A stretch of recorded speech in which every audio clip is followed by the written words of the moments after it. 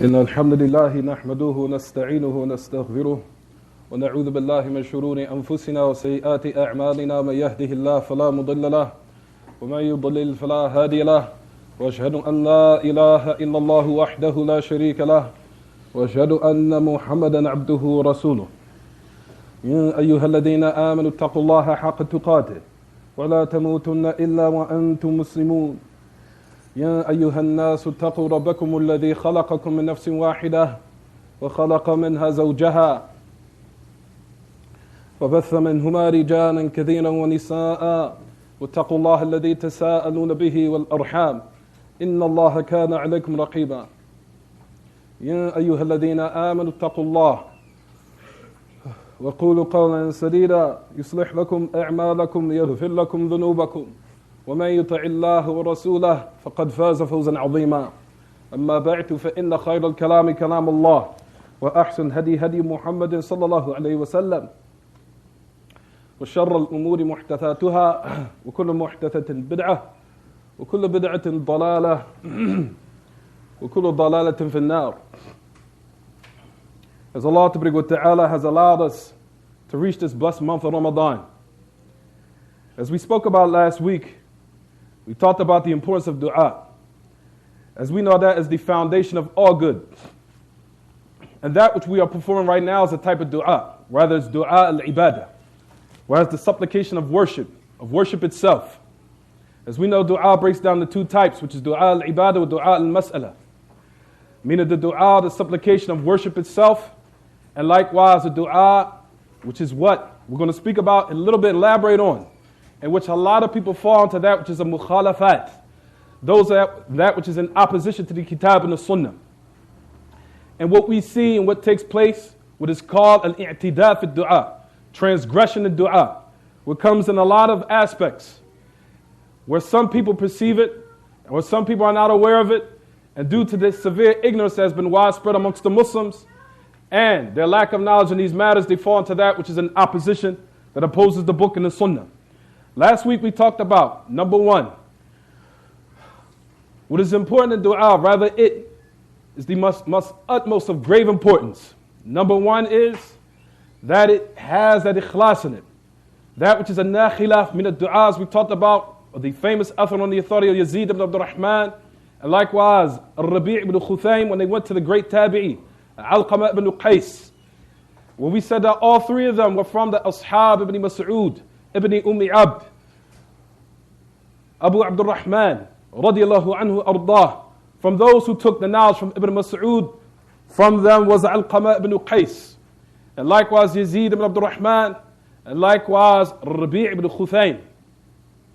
We said that we talked about the story when they came to Alqamah ibn Qais every Jumu'ah, every single Jumu'ah, in order to participate and share those affairs of knowledge. The last part in which Rabi' ibn Khuthaym had mentioned he said, ما أكثر ما يدعو الناس الله وما أقل الإجابة ذلك بأن الله لا يقبل إلا الناخل من الدعاء. So ما أكثر ما يدعو الناس الله وما أقل الإجابة. He says, how much do we see everybody make a dua, supplication every day to Allah? He says, and how little their answer or their invocation will be answered. That is because Allah will not accept the nakhila min ad-du'a. The nakhila, like we said, number one, that which Allah subhanahu wa ta'ala accepts as the invocation of His slaves. Number one is what? We said last week, it has to be that which is sincere, al-khalis, al-safi, al-naqi, al-madkhul. That has to be pure and sincerely only for Him. And it does not contain any type of polytheism.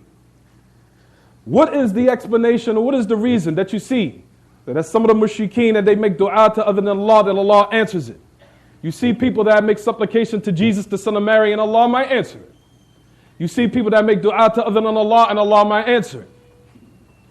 That is because Allah Ta'ala is setting them up for a trap in order to mislead them down a road of kufr more deep and more deep. فَذَرْنِي وَمَنْ يُكَذِّبُ بِهَذَا الْحَدِيثِ سَنَسْتَدْرِجُهُمْ مِنْ حَيْثُ لَا يَعْلَمُونَ وَأُمْلِي لَهُمْ إِنَّ كَيْدِي مَتِينٌ. He says, believe me of those who belie this hadith. We will set them up with a trap where they perceive not. He says, and I will keep giving them what they want. verily my plot is strong. For number one, that is importance of dua, is that has to be sincere for Allah. And one cannot be showing off in it, whether it be a type of sum'ah or a type of showing off where you want the people to be heard around you or to be seen. For verily Allah will not listen, nor will He accept the dua of the one who shows off in his worship, even if it's in the aspect of supplication. Allah Ta'ala, as Ibn Mas'ud had mentioned, لا يسمع الله من دعاء لا يسمع الله من مسمع ولا مراء ولا لاعب إلا داع دعاء يثبت من قلبه, as we mentioned last week. He said that Allah does not accept the dua of the one who shows off, where he wants to be heard, or he wants to be seen showing off, and the one likewise who's making supplication and his heart is turned away from that dua. He's not focusing. He does not have that tranquility. He does not have that concentration or that fear in which he's supposed to have in the dua. As we know the hadith of the Prophet sallallahu alaihi wasallam, where he alayhi salatu wasalam also mentioned the dua that وَاعْلَمُوا أَنَّ اللَّهَ لَا يَسْتَجِيبُ دُعَاءً مِنْ قَلْبٍ غَافِلٍ لَاهٍ. Verily Allah Ta'ala, ادعوا الله وأنتم موقنون بالإجابة واعلموا أن الله لا يستجيب دعاء من قلب لا غافل لاهٍ.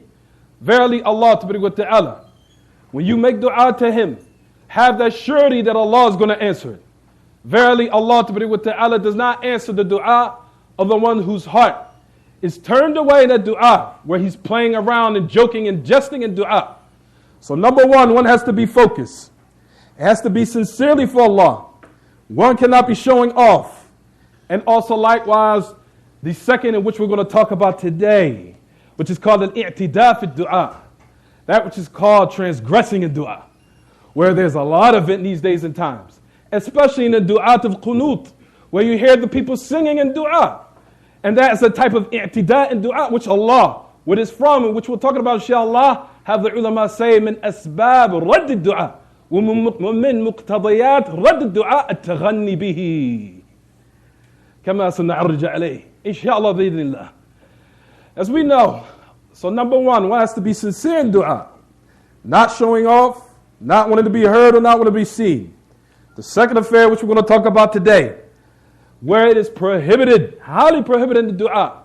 And probably a lot of people are ignorant of this matter and they want to wonder why their dua, or it seems as if their dua have not been answered. It seems.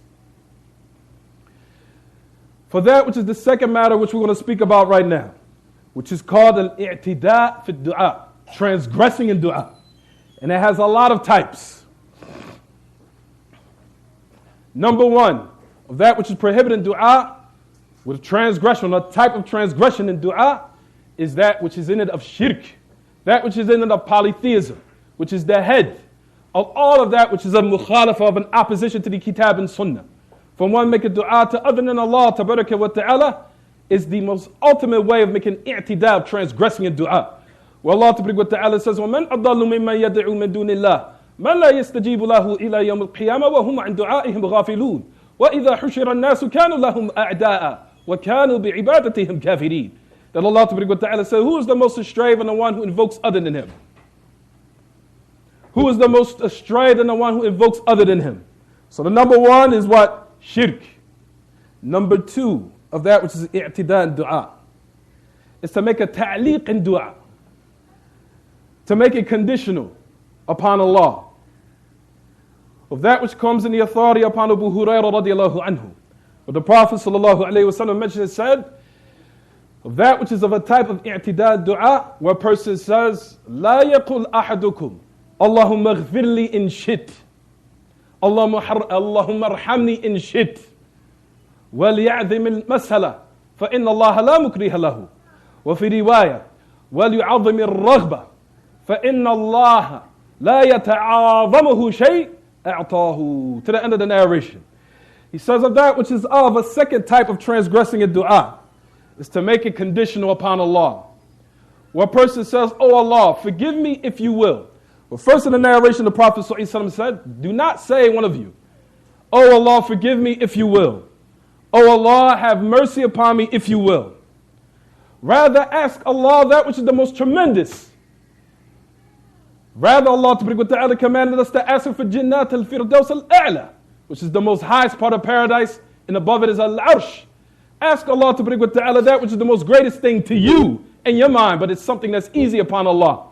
For verily Allah ta'ala, no one can compulse or no one can compel Him. In another narration it says, وَلِعَظِمِ الرَّغْبَةِ. He says, magnify what you're asking Allah. Magnify what you're requesting from Allah. For verily there is nothing that is tremendous upon Him. This dua, what they call ta'liq and dua, where a person says, oh Allah, forgive me if you will. And that necessitates three matters which are impermissible. Number one,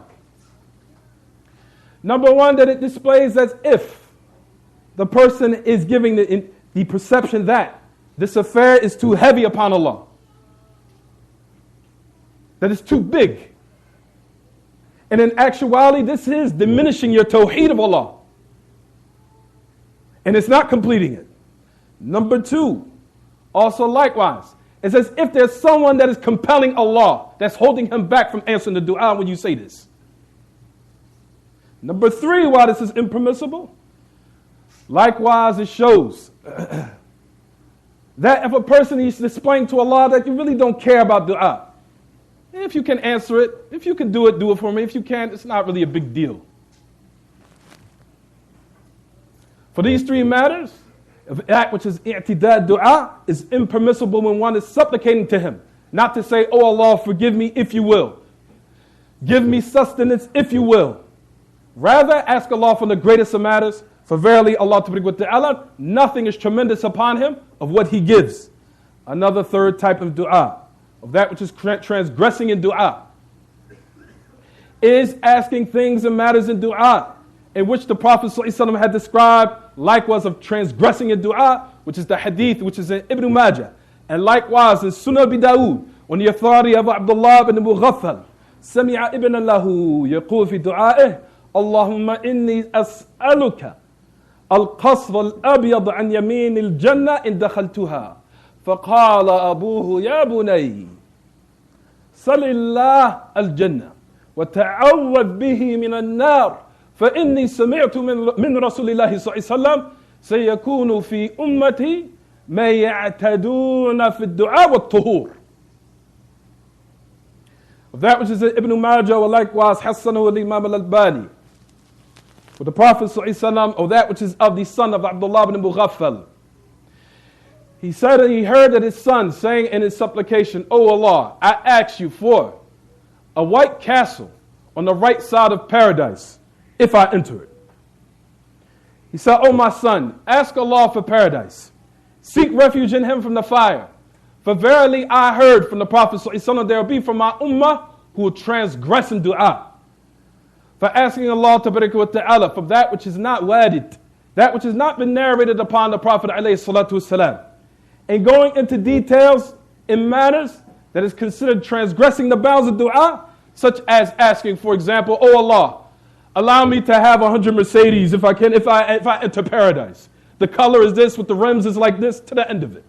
Or for example, "Oh Allah, allow me to have a wife whose figure is like this, and if I enter paradise, and she looks like this, and her hair is like this, and her length is like this," to the end of it. Or asking Allah ta'ala, "Oh Allah, I ask you for 1,000 castles, that they're all made of pearls and diamonds, and this structure, and that structure, and this structure."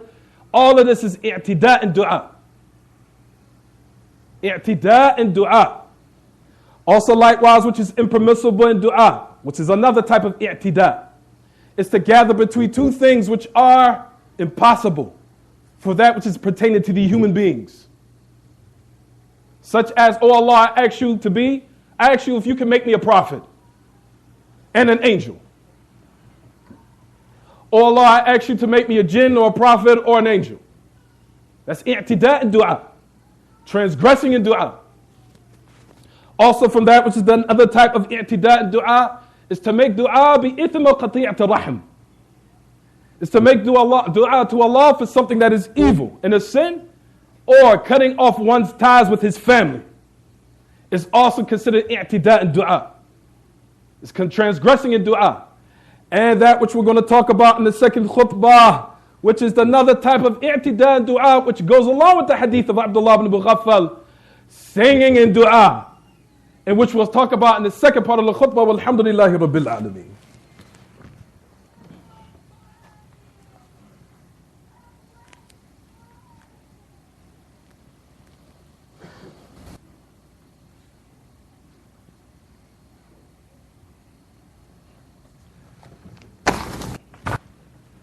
Alhamdulillahi wahdahu, wassalatu wassalamu ala man la nabiyya ba'dahu, wa ala alihi wa sahbihi, wa man tamassaka bi sunnatihi ila yawm ad-din, wa sallama tasliman kathira amma ba'd. We mentioned the hadith of Abdullah ibn Mughaffal radiyallahu anhu ardah. And he mentioned that there was going to be people in his ummah that would transgress in dua. How many people around the world have heard us see people singing in dua? And you see that is the misdaq, the confirmation of what the Prophet ﷺ mentioned of there will be from his ummah of those who will transgress in dua. And this is what we're talking about. And the asl of this, or the origin, the hukm goes back to the book of Allah. Where Allah wa ta'ala says in his book, Udu'u rabbakum tadarru'an wa khufya, innahu la yuhibbul mu'tadeen. Call on your Lord and invoke him with humility and also khufya, that which is in secret. Verily, he does not like those who transgress. And the meaning of the ayat necessitates the siyaq. The context of it is talking about dua. So the type of transgression, even though generally all types of transgression, whether it be upon people, people's wealth, property, or money, all of it is impermissible. But the context here is talking about specifically about dua, transgressing in it.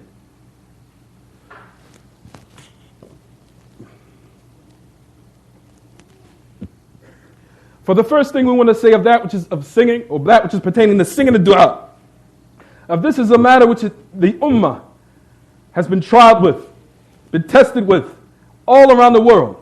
And it's from those newly invented matters of religion and the method and the way of dua. And it is from, especially in the alfaz, even the wording that is used. And some supplications that you see some a'imma and some reciters likewise mention.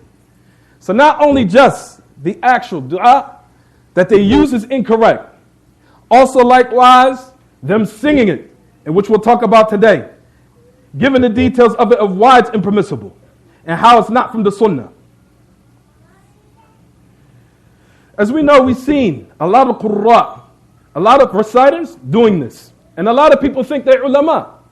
A lot of people think they're scholars, and they're not. They're just reciters, but they haven't attained the fiqh in the religion of al-Islam.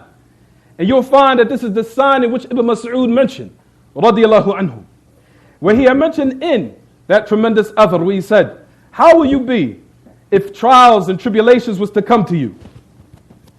He says, and those who are elderly will be, those who are old will start to become more in age and they will die off. And he says, and the youth will come up, and the people will take that matter as a sunnah. Even to the point where if the sunnah has been removed or changed, and that bid'ah has been put in its place, people will think that is the sunnah.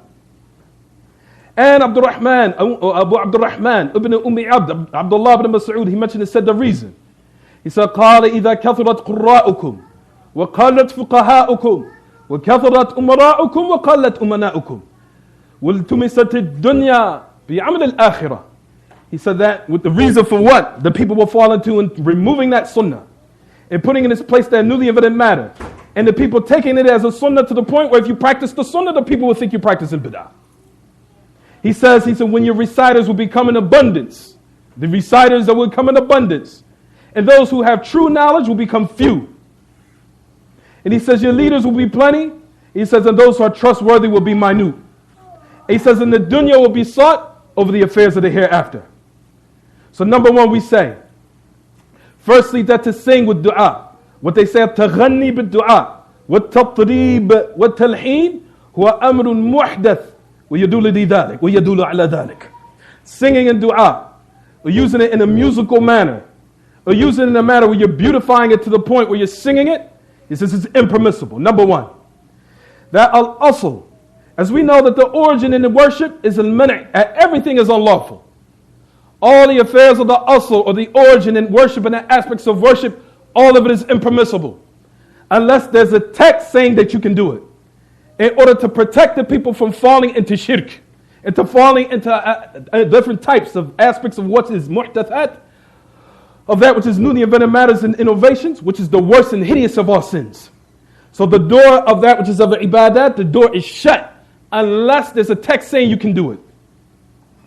And we know the hadith of Aisha, whoever innovates in this matter of ours, or that which is of an affair, which is not upon our affair of ours, or that which is an action that's in accordance with our affair of ours, we have it rejected. That's number one, why it's impermissible. Number two, that al-amr bil-taghanni wa-tartil إنما ورد في تلاوة القرآن فقط كما رواه البخاري في صحيح عن أبي هريرة ليس منا من لم يتغني بالقرآن, to the end of it. That the affair of singing or beautifying the Qur'an, not singing it but reciting it properly. He says of that which is commanded in the Sunnah is to decorate the Qur'an only, not dua. And that's what you'll find in the Sahih al-Bukhari. You'll never find the Prophet ﷺ commanding the people to decorate their dua. Number three, as Shaykh al-Islam Taymiyyah, he also mentioned and said, إن إدخال الإلحان في الصلوات هي من طريق النصارى. He says of entering beautiful voices inside of the salawat, inside of the prayers. We're not talking about the recitation of the Qur'an. He's talking about other than that. He said it's from the way of the Christians. He said, من طريق النصارى. He said it's from the way of the Christians. He said, خال الألحان في الصلوات لم يأمر بها المسيح ولا الحواريون. As that which is of singing in their prayers, or those alhan in their salawat, Jesus the Son of Mary never commanded them to do that, nor his disciples. He says, وخير الشاهد على هذا في العصر الحاضر ما ثبته بعض القنوات والإذاعات من الأدعية البدعية والابتلاءات الملحنة والملحنة. Number four, if he was to ask the person who's doing this, he says, is it permissible to sing dua generally? When you raise your hands and ask Allah, do you sing it? They say no. Like when you're praying, when you make a dua and sujood, do you sing it? They say no. If you was to ask them, even when you come up from ruku' with sujood and all the different types of places where it is legislated to make dua, are you singing it? They will say no. He says, for however the reason for this meaning, or given a specific place, and that which is in qunut, now you want to start singing it. For what? What's your dalil? What's the book? What is the evidence from the kitab and the sunnah of saying that this matter has been legislated? Number five, and what a lot of people are heedless of. أن التغني والتطريب بالدعاء من أسباب رده وعدم قبوله لأنه اعتداء في الدعاء. Singing and beautifying and decorating to the point as if it's music. And dua, he said, it's from the means and the matters of your dua not being accepted, rather it's being rejected. Rather it's being accepted, not rejected. And it is not for the reason of that, for Allah Ta'ala will accept your dua. Why? Because it is i'tidad, is transgressing in dua. Which Al-Kamal ibn Hammam al-Hanafi said, ومما تعارف عليه الناس في هذا الأزمان من التمطيط والمبالغة في السياح والاشتهار لتحريرات النغم إظهار للصناعة النغمية لا إقامة العبودية فإنه لا يقتضي الإجابة بل هو من مقتضيات الرد فاستبان أن ذلك من مقتضيات الخيبة والحرمان. It is mentioned in Fayd al-Qadir al-Manawi. We saw Kamal ibn al-Hammam al-Hanafi. He says, well, what the people are acquainted to doing in these days and times. He says it's making in musical tones and going to the extremes and hollering and screaming, that which is in dua. And he says they start to make it like musical vocal tones, manifesting it in a way to make it as if it's like wavy musical instruments. He said, La iqamat al-ubudiyah. He said, it gets to the point is that they're starting to joke around. And it's not establishing the worship of Allah Ta'ala. He said what it necessitates is that Allah will not answer it. Rather it is from the muqtadiyat in which it will be rejected. For that reason, ya ma'ashal ikhwa, we also want to talk about we want to speak about other matters which are important. And the reason why we started off about dua, because the Shahr Ramadan, we know that the ayah where Allah subhanahu wa ta'ala mentions in the middle of all the matters that's pertaining to Siyam, Allah mentioned right in the middle of it, dua. If you go back to Surah Al-Baqarah, Allah is talking about all the ahkam of Siyam. Then He'll speak about dua, then He'll talk about other ahkam. Which is to let us know that Shahr Ramadan has been made for that which is to perform all types of worship, which is dua, which is at the head of it. Whether it be dua al-mas'ala or dua al-ibadah. This is a time where a person is supposed to make a lot of dua. And we know the hadith of the Prophet ﷺ, which is on the authority of Abu Hurairah, where the Prophet ﷺ said, لَيْسَ شَيْءٍ أَكْرَمُ عَلَى اللَّهِ مِنَ الدُّعَاءِ. There's nothing more honorable upon Allah to bring with ta'ala min ad-du'a. And we also know the hadith of the Prophet ﷺ, the authority of Nu'man ibn Bashir, when the Prophet ﷺ also said, دُعَاء هُوَ الْعِبَادَةِ ثُمَّ تَلَا قَوْلَهُ تَبَارَكَ وَتَعَالَى وَإِذَا سَأَلَكَ ادعوا إذا سألك عبادي عني فإني قريب أجيب دعوة الداعي إذا دعان وقال ربكم ادعوني أستجيب لكم إن الذين يستكبرون عن عبادتي سيدخلون جهنم داخرين. The hadith of Nu'man ibn Bashir, where the Prophet ﷺ also said that dua, it is the worship. Then he recited that the ayah, and your Lord has proclaimed, call on me, I will answer you. Verily those who are arrogant for my worship, they will enter hell in humiliation. Also the hadith of the Prophet ﷺ, which is also on the authority of Abu Hurairah, where the Prophet ﷺ also said, Man lam yas'alillah yaghdab alayh. Whoever doesn't ask Allah, Allah will be angry with him. For all this year, ma'ashal ikhwa, especially in the month of Ramadan, take advantage of making dua, but however, that which is in accordance to the kitab and the sunnah. So number one, that it has to have ikhlas, not showing off, and staying away from all the different types of transgression. And we said that the number one is what everyone, starting with that which is of shirk, staying away from it. Also likewise, that which is asking those details, in which Abdullah ibn Mughaffal, that he heard his son saying. Giving all those extra details, oh Allah, I ask you for that which is of 1,000 buildings, I ask you for a million wives, to the end of it. Also likewise, asking for that which is sinful. Oh Allah, I ask you to allow me to buy that which is of alcoholic drinks. Or I ask you to be a musical producer, or all that other nonsense. And also likewise, that which is pertaining to that which is a ta'liq, given a condition of dua, is also likewise impermissible. Oh Allah, forgive me if you will. Oh Allah, give me sustenance if you will. All that is impermissible in dua. Also likewise, this last thing that we just mentioned is to sing in dua. And you can imagine, just to see how the level of how the ummah has gone so far away of how what the Sahaba were buying. Where you see to the point that if your person left off not the qunut itself, because it's not wajib. To the point where people have the i'tiqad, you left off the qunut, they don't think you're doing something sinful. And we will find athar, we will bring athar that the Sahaba sometimes did, sometimes they didn't do it. And you will also find Ramadan that the majority of the time when in Ramadan was after the 15th, after the half of the month that went by. There's a lot of things that were not practiced which the Sahaba had did, which a lot of people in these days and times think it's sunnah, but it's not. And we ask Allah Ta'ala to revive and bring the Muslims back to their honor as they deserve. And to allow them to be from those who hold on to the sunnah in all their aspects of worship. Not just in Ramadan, outside the month of Ramadan, all throughout the year. And we ask Allah Ta'ala to give us the tawfiq to stay or keep far away from bid'ah, from muhdathatul umur, newly invented matters in the religion. And we ask Him Ta'ala to give us tawfiq in this month and make us amongst those who leave out of it forgiven for and freed. And He freed their necks from the depths of hell. We ask Allah Ta'ala to give us tawfiq, likewise to give us the strength to do righteous action in these days and times. For ya ma'ashal ikhwa wal akhawat, take this time out to do all good actions in this month. Whether it be smile, even if you don't have the money, just smile in your brother's face is a sadaqah. Smiling in your sister's face is a sadaqah. Shaking their hand and making them feel welcome is sadaqah. Giving them just a date is sadaqah. Being a nice person, and even if you don't have the monetary ability, just being a nice, good, welcoming, warm-hearted individual is a real sadaqah for you.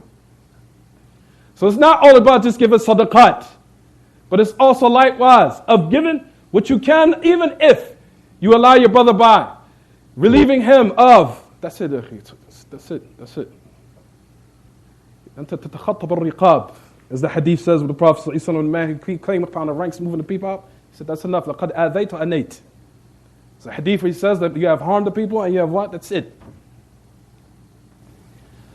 For that, ya ma'ashal ikhwah, for that which we say, and the last thing we will leave off, we say that all these matters are impermissible, and we ask Allah subhanahu wa ta'ala give us tawfiq in this month to raise us in degrees. هذا وصلى الله وسلم وبارك على نبينا محمد وعلى آله وصحبه وسلم. وسبحانك اللهم وبحمدك وأشهد أن لا إله إلا أنت واستغفرك وأتوب إليك وآخر دعوانا الحمد لله رب العالمين وقيم الصلاة.